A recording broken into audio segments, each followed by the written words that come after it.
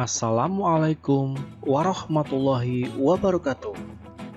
Selamat pagi, selamat siang, selamat sore, atau selamat malam untuk anak-anak semuanya. Apa kabar anak-anak hari ini? Semoga kita selalu dalam keadaan yang baik, sehat, dan tentunya bahagia. Kembali berjumpa bersama Iron Man. Hari ini, saya akan kembali menemani anak-anak semua untuk belajar. Tepatnya di kelas 5, tema 4, subtema 2, dan di pembelajaran 5. Sudah siap anak-anak? Sebelum kita mulai pembelajaran pada pagi hari ini, seperti biasanya, marilah kita berdoa terlebih dahulu, tentunya agar diberikan kelancaran dan ilmu yang bermanfaat. Berdoa dipersilahkan. Berdoa selesai. Anak-anak, hari ini kita akan belajar tentang beberapa hal. Di antaranya adalah gangguan organ peredaran darah, faktor yang mempengaruhi kesehatan, pola lantai tarian. Kita mulai dari yang pertama, penyebab gangguan organ peredaran darah manusia. Pada pembelajaran sebelumnya, kita telah mempelajari tentang berbagai gangguan organ peredaran darah yang sering terjadi pada manusia. Hari ini kita akan belajar tentang penyebab dari gangguan organ peredaran darah tersebut. Yang pertama, jantung koroner. Jantung koroner disebabkan oleh terlalu banyak makan yang mengandung fast food, junk food, atau makanan lain yang tidak sehat.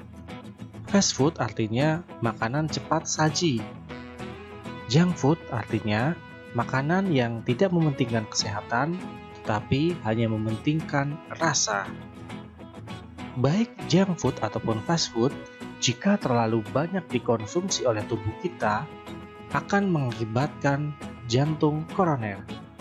Maka dari itu, anak-anak, jangan terlalu banyak makan fast food atau junk food.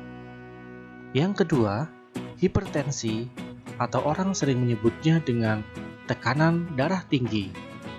Penyebab dari hipertensi adalah lanjut usia.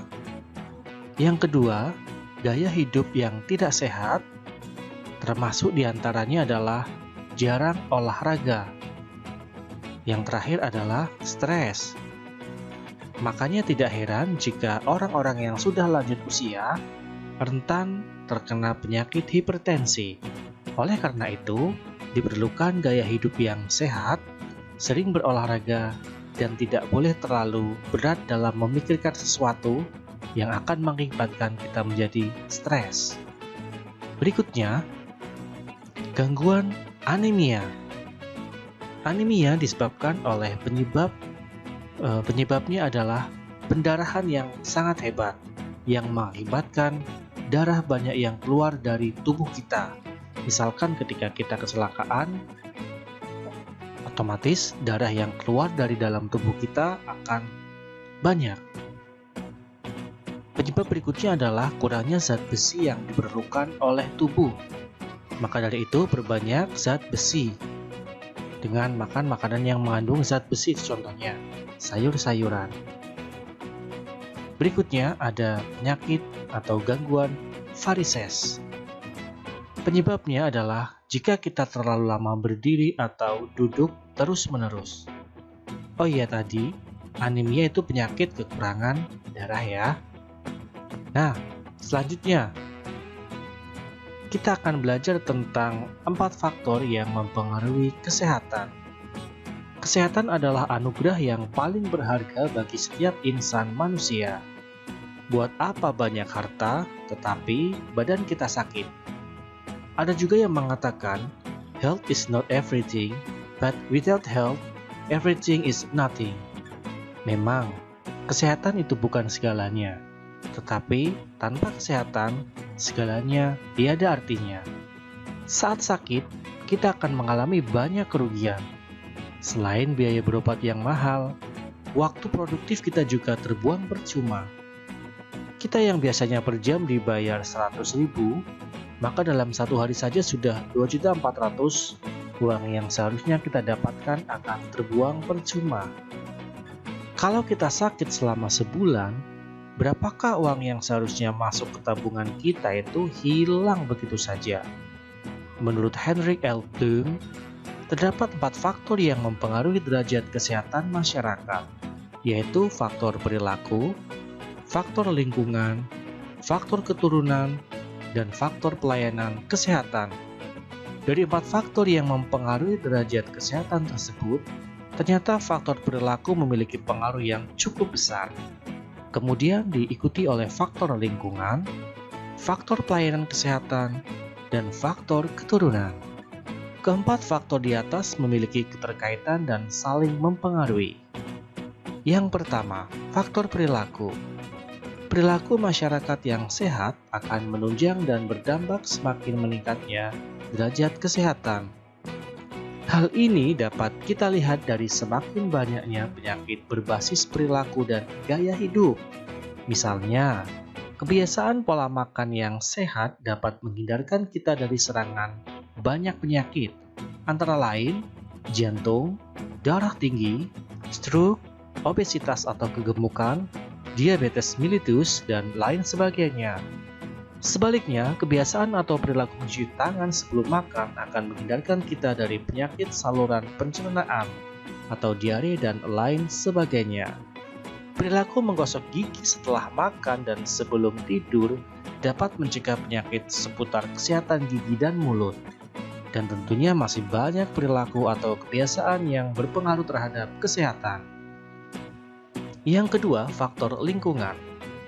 Lingkungan yang bersih sangat berperan dalam meningkatkan derajat kesehatan masyarakat. Perbandingan angka orang sakit yang signifikan terjadi antara lingkungan yang bersih dengan lingkungan yang kumuh atau kotor.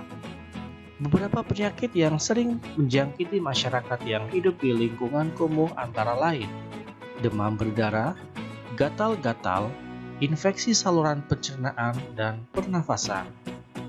Faktor berikutnya atau yang ketiga adalah faktor pelayanan kesehatan.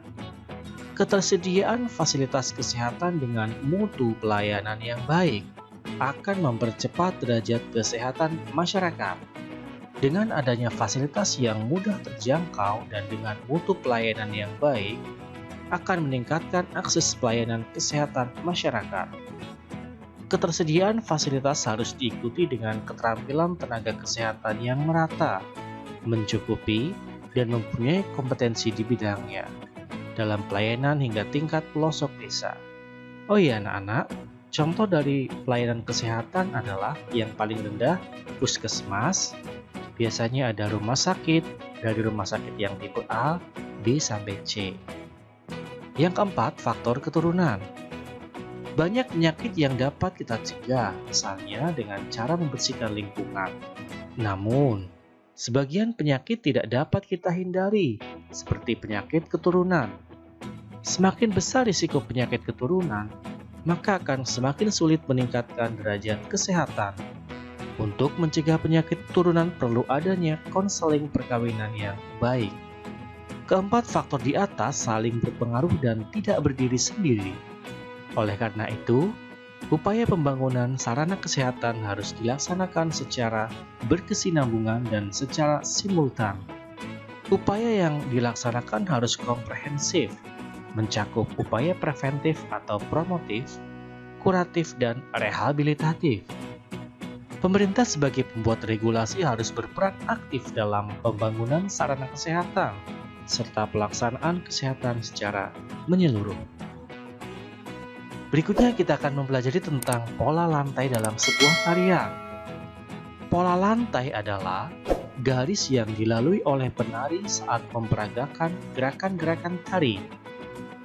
Ada dua macam pola lantai utama. Yang pertama, pola lantai lurus.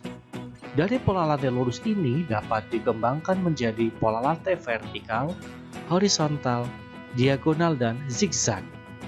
Yang kedua, pola lantai lengkung.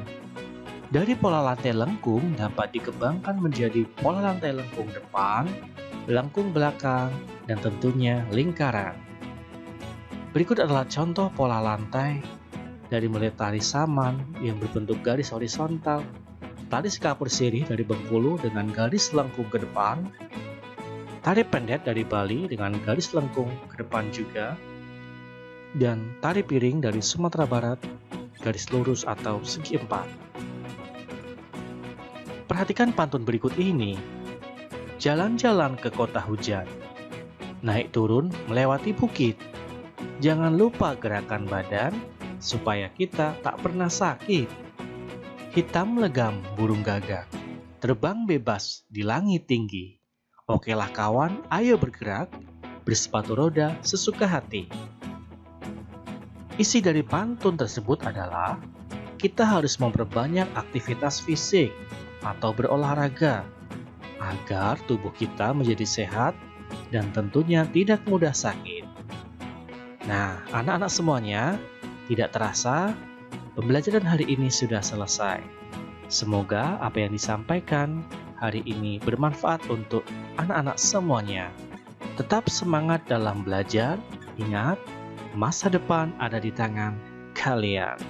Sekian dari Iron Man. Wassalamualaikum warahmatullahi wabarakatuh.